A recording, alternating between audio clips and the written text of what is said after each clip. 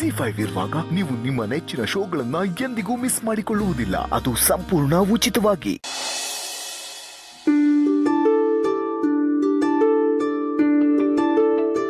ಏನು ಗಮ್ಮಂತ ವಾಸನೆ ಬರ್ತಾ ಇದೆ? ಏನ್ ಸಮಾಚಾರ? ಇವತ್ತು ಆಶಾ ಮಗುನ್ ಕರ್ಕೊಂಡು ಬಂದಿದ್ದಾರೆ. ಅವಿನು ಮಗು ಜೊತೆ ಆಟ ಆಡ್ತಿದ್ದಾರೆ. ಮಗುಗೆ ಪಾಯಸ ಕೊಡೋಣ ಅಂತ ಮಾಡ್ತಿದ್ದೀನಿ. ಅಮ್ಮವ್ರೆ, ಅವಳು ಬಂದು ನಿಮಗೆ ಸುಮ್ಮನೆ ತೊಂದರೆ ಕೊಡ್ತಾ ಇದ್ದಾಳೆ. ನೀವ್ ಯಾಕೆ ಇದನ್ನೆಲ್ಲ ಮಾಡಕ್ ಹೋದ್ರಿ ಅಮ್ಮವ್ರೆ? ಮಕ್ಕಳು ಮನೆಗೆ ಬಂದ್ರೆ ತೊಂದರೆ ಆಗಲ್ಲ ಆಶಾ. ಮಕ್ಕಳಿರೋ ಮನೆ ನಂದು ಗೋಕುಲ ಇದ್ದ ಹಾಗಿರುತ್ತೆ. ಮಕ್ಕಳು ದೇವ್ರ ಸಮಾನ ಅಂತ ಹೇಳಲ್ವಾ? ಹಾಗಿದ್ಮೇಲೆ ದೇವ್ರ ಮನೆಗೆ ಬಂದ್ರೆ ತೊಂದರೆ ಆಗತ್ತೆ ಅಂತ ಅನ್ಕೊಳಕ್ಕಾಗತ್ತಾ? ನೀನು ಆರಾಮಾಗಿ ಕೆಲಸ ಮಾಡು. ಪೂರ್ಣಿ, ನೀನು ಈ ಕಡೆ ಬಾ, ನಾನು ಅದನ್ನ ಮಾಡ್ತೀನಿ. ಪರವಾಗಿಲ್ಲ ಅಮ್ಮ, ನಿಮ್ಗೆ ಹುಷಾರಿಲ್ಲ, ನೀವು ರೆಸ್ಟ್ ಮಾಡಬೇಕು. ನಾನು ಹೇಳೋವರೆಗೂ ಅಡುಗೆ ಮನೆ ಕಡೆ ಬರಂಗಿಲ್ಲ. ಹಾಗಂತ ಸುಮ್ಮನೆ ಕೂತ್ಕೊಳ್ಳೋಕ್ಕಾಗತ್ತಾ ಪೂರ್ಣಿ? ನನಗೇನೂ ಆಗಿಲ್ಲ, ನೀನು ಈ ಕಡೆ ಬಾ, ನಾನು ಮಾಡ್ತೀನಿ. ಅದೆಲ್ಲ ಆಗಲ್ಲ. ನಾನು ಹೇಳ್ದಂಗೆ ನೀವು ಕೇಳಬೇಕು. ನೀವು ಮತ್ತೆ ಹುಷಾರು ತಪ್ಪಿದ್ರೆ ಇಡೀ ಮನೆ ಎಷ್ಟು ಮಂಕಾಗುತ್ತೆ ಗೊತ್ತಾ? ಮಧ್ಯಾಹ್ನದ ಅಡುಗೆನೂ ನಾನೇ ರೆಡಿ ಮಾಡ್ತೀನಿ, ನೀವು ರೆಸ್ಟ್ ಮಾಡಿ. ನಾನು ಆ ರೀತಿ ಹುಷಾರು ತಪ್ಪಿದ್ರೇನೆ ಸುಮ್ಮನೆ ಕೂತ್ಕೊಳ್ಳೋದು. ಕೆಲಸ ಮಾಡ್ತಾ ಇದ್ರೆ ಏನೂ ಗೊತ್ತಾಗಲ್ಲ.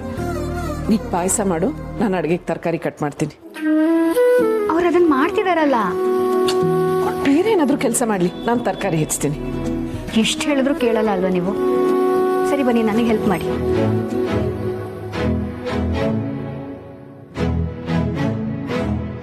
ಅಮ್ಮ, ಇಷ್ಟೊತ್ತು ಅವಿ ಬೇಜಾರಲ್ಲಿದ್ರು. ಮಗು ಮುಖ ನೋಡಿದ ತಕ್ಷಣ ಅದನ್ನೆಲ್ಲ ಮರೆತು ಅದ್ರ ಜೊತೆ ನಗ್ನಗ್ತಾ ಆಟ ಆಡ್ತಿದ್ದಾರೆ. ಮಕ್ಕಳು ಅಂದರೆ ಹಾಗೇನೆ ಅಲ್ವಾ ಪೂರ್ಣಿ? ಮನಸ್ಸಿಗೆ ಎಷ್ಟೇ ಬೇಜಾರಾಗಿದ್ರು, ನೋವಾಗಿದ್ರು, ರಾತಾಂತಗಳಾಗಿದ್ರು, ಎಲ್ಲರೂ ಅದನ್ನೆಲ್ಲ ಮರೆತು ಮಕ್ಕಳ ಜೊತೆ ಒಂದಾಗಿ ಅವರು ಮಕ್ಕಳಾಗ್ಬಿಡ್ತಾರೆ. ನಿಜ ಅಮ್ಮ, ಮಕ್ಕಳಿರೋ ಮನೆನೇ ಚಂದ. ಈ ಮನೇಲಿ ಒಂದು ಮಗು ಇದ್ದಿದ್ರೆ ಎಷ್ಟು ಚೆನ್ನಾಗಿರ್ತಿತ್ತು.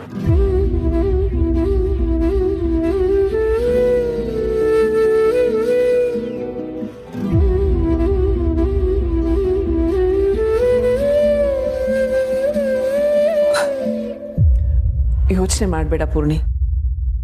ಒಂದಲ್ಲ ಒಂದಿನ ಈ ಮನೆಯಲ್ಲೂ ಮಕ್ಕಳ ಹೆಜ್ಜೆ ಸದ್ದು ಕೇಳಿಸತ್ತೆ ಅಂತ ಒಳ್ಳೆ ದಿನ ಬಂದೇ ಬರುತ್ತೆ ಅನ್ನೋ ನಂಬಿಕೆ ನನಗಿದೆ. ಹೋಗಿ ಮಗುಗೆ ಪಾಯಸ ಕೊಡು.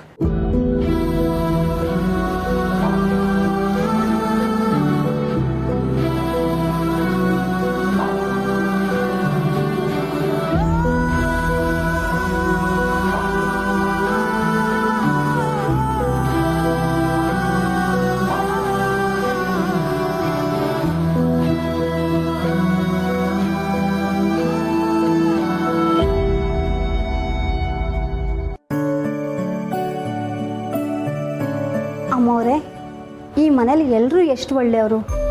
ಎಂಥದೇ ಕಷ್ಟ ಅಂತ ಬಂದರೂ ಸಹಾಯ ಮಾಡ್ತೀರಾ. ಭೇದ ಭಾವ ಇಲ್ಲದೆ ನಮ್ಮ ಮಗುನ ತಮ್ಮ ಮಗು ಥರ ನೋಡ್ಕೋತಾರೆ. ಆಶಾ, ಬಡತನ ಆಗಲಿ ಶ್ರೀಮಂತಿಕೆ ಆಗಲಿ ಯಾವತ್ತೂ ಶಾಶ್ವತ ಅಲ್ಲ.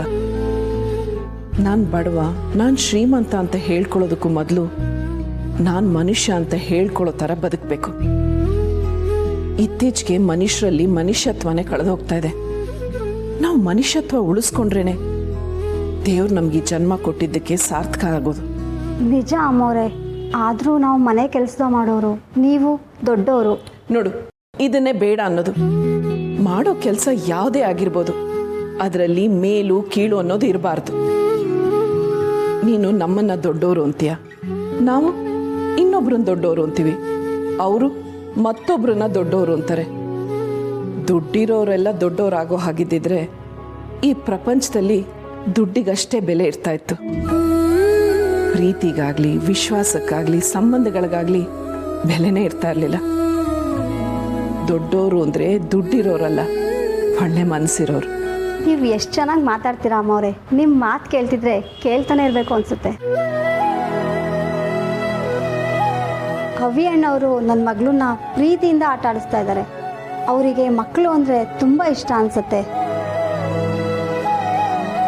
ನಮ್ಮ ಪೂರ್ಣಿ ಅಮ್ಮವ್ರ ಹೊಟ್ಟೆಯಲ್ಲಿ ಒಂದು ಮಗು ಆಗಿದ್ರೆ ಇನ್ನೂ ಖುಷಿಯಾಗಿರ್ತಿದ್ರೋ ಏನೋ.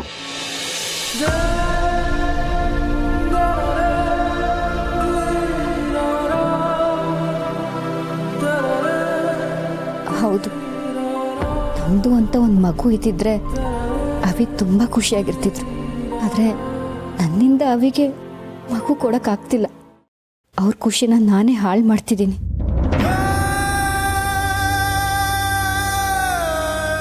ಅದೆಲ್ಲ ದೇವ್ರಿಚ್ಛೆ ಆಶಾ. ಈ ಮನೆಯಲ್ಲಿ ಮಗು ಆಡಬೇಕು ಅಂತ ದೇವ್ರ ಮನಸ್ಸು ಮಾಡಬೇಕು, ಆಗ ಅದೆಲ್ಲ ಆಗತ್ತೆ.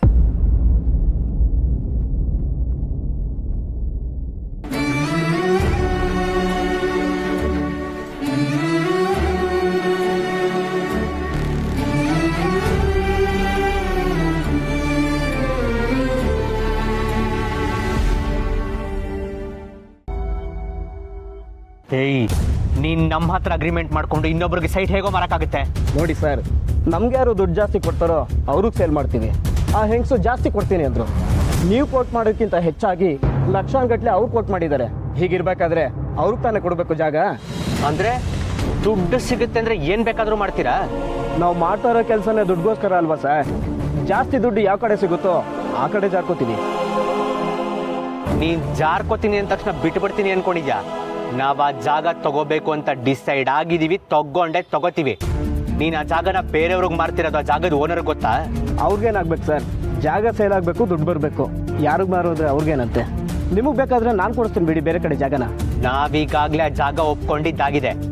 ಅದ್ಯಾರೋ ಹೆಂಗ್ಸು ಅಂದ್ಯಲ್ಲ, ಅವ್ರಿಗೆ ಬೇಕಾದ್ರೆ ಬೇರೆ ಜಾಗ ಕೊಡ್ಸು. ನಮಗ್ ನಾಳೆ ಈ ಜಾಗ ರಿಜಿಸ್ಟರ್ ಆಗಬೇಕು ಅಷ್ಟೇ. ಅದೆಲ್ಲ ಆಗಲ್ಲ ರೀ. ಎಲ್ಲಿಂದ ಹೊರಡಿ. ಜಾಗ ಸೇಲ್ ಆಗಿದೆ ಅಂತ ಹೇಳ್ದೆ ತಾನೆ? ಏಯ್, ಅಷ್ಟು ಸುಲಭವಾಗಿ ಬಿಟ್ಬಿಡ್ತೀನಿ ಅನ್ಕೊಂಡಿದ್ಯಾ? ರಸ್ತೆಯಲ್ಲಿ ಥರ ನಿಂತ್ಕೊಂಡು ಜಗಳ ಆಡೋದು ಸರಿಯಲ್ಲ. ಸಮಾಧಾನವಾಗಿ ಕೇಳಿದ್ರೆ ಕೆಲಸ ಆಗುತ್ತೆ. ಅದೇ ಮತ್ತೆ ಅವ್ರಿಗೆ ಸರಿಯಾಗಿ ಹೇಳಿ ಅದನ್ನ. ಹೇಳ್ತೀನಿ ಸರ್, ಆದರೆ ತಾವು ಮಾಡ್ತಿರೋದೇನೋ ಲೀಗಲ್ ಡಾಕ್ಯುಮೆಂಟ್ಸ್ ಇದ್ರೂ ಜಾಗನ ಬೇರೆಯವ್ರಿಗೆ ಮಾರಕ್ಕೆ ಹೇಗೆ ಸಾಧ್ಯ?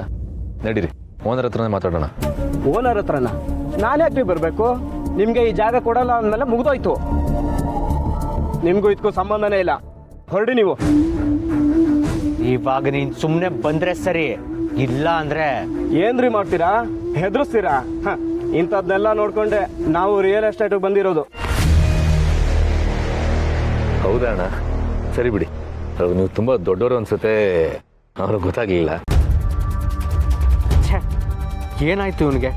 ಇವನ ಹತ್ರನೂ ಬೇಡ್ಕೋಬೇಕಾ? ನೀವು ತಪ್ಪು ತಿಳ್ಕೊಳ್ಳಿಲ್ಲ ಅಂತಂದರೆ ಈಗ ಕಾರ್ ಹತ್ತಿ ಓನರ್ ಹತ್ರ ಹೋಗಿ ಅಲ್ಲೇ ಮಾತಾಡೋಣ. ಸೈಟ್ ಯಾರಿಗೆ ಸೇರಬೇಕು ಅಂತ ಲೀಗಲ್ ಡಾಕ್ಯುಮೆಂಟ್ಸ್ ಇದ್ರೆ ಅವ್ರಿಗೆ ಸೇರುತ್ತೆ. ಬನ್ನಿ. ಬರಲ್ಲ ಅಂತ ಹೇಳಿಲ್ವಾ? ಒಂದ್ಸಲ ಅರ್ಥ ಆಗಲ್ವಾ? ಬರಲ್ಲ ಅಂತಂದ್ರೆ ಹೊಡೆದ ತಗೊಂಡು ಹೋಗ್ತೀವಿ. ಮರ್ಯಾದಿಂದ ಹತ್ತೋ ಕಾರ್ನ ಅಂತ ಹೇಳಿದ್ ಕೇಳಿಸ್ತಿಲ್ವಾ ನಿಂಗೆ? ದುಡ್ಡು ಸಿಕ್ಕಿದ್ರೆ ಏನ್ ಬೇಕಾದ್ರೂ ಮಾಡೋದು ದೊಡ್ಡವನಲ್ವಾ ನೀನು? ಬಾ, ದೊಡ್ಡದಾಗೆ.